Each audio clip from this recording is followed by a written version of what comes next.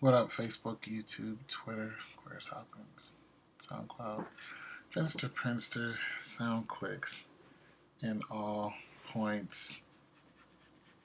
Atlanta, yeah, good place. Yeah, I want to just go through some scriptures on lust. Just want to go through this real quick. I tried to put the video up about this before, but YouTube wasn't happy with the way I did it. So I took it down. I'm sorry. It's excuse me. It's 1:15 in the morning, but I like to read my Bible at least once in the morning. If it's just a passage, a lot of times it's just a passage. And I like to definitely read my Bible at night. And I read more in the passage. I try to read, you know, I try to read some of the stories, and especially in the Old Testament. If my eyes can take it, but nonetheless, yeah. So I'm gonna go through some of these scriptures on lust, and the reason why I'm talking about sex and lust because I have been I have been always interested in women, and I've been chasing girls since I was, and the spirit hides behind what the words and actions that we do. And one of the words it hides behind is habit. I have a habit of doing this, and I was like, why am I always running into a certain kind of girl? Because I was lusting after them, but I didn't know it.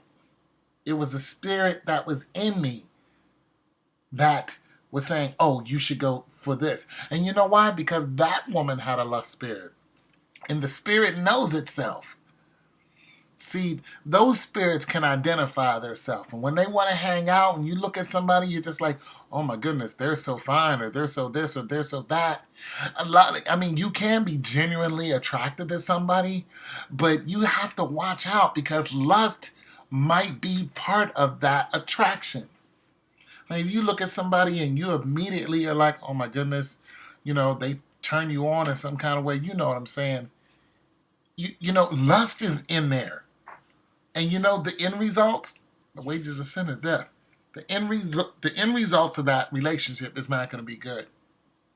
And I'm guilty of this. I've been guilty of this for a long, long, long time. And now I'm like, why do I keep running into the same type of woman? Why? And then love and lust the water gets pretty murky because the spirit is there, but you don't know what's going on because you don't know the scriptures.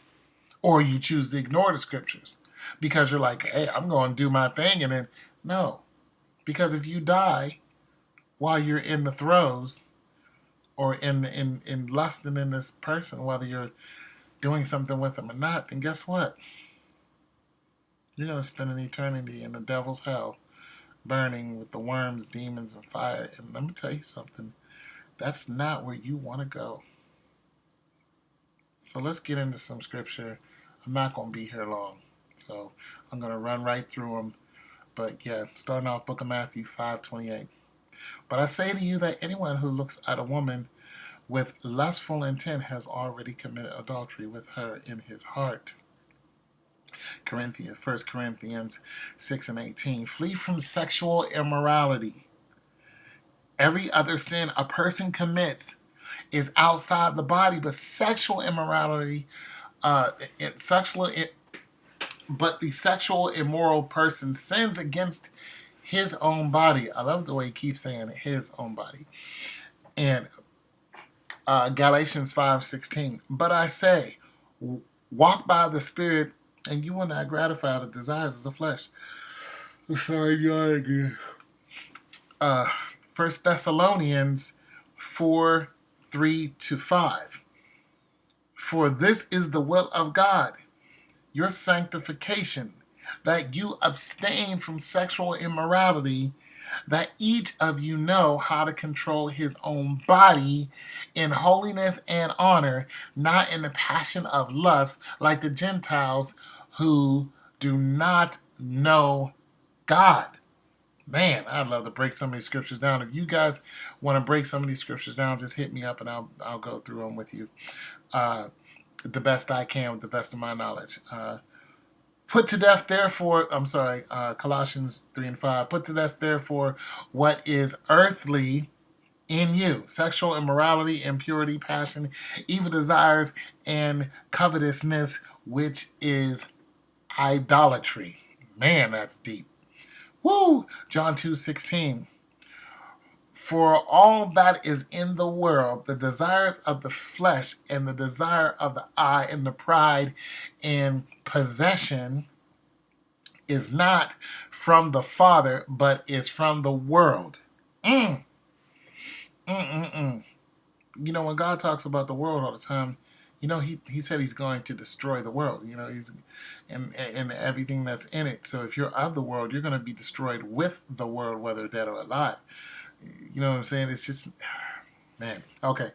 2 Timothy 2 and 22.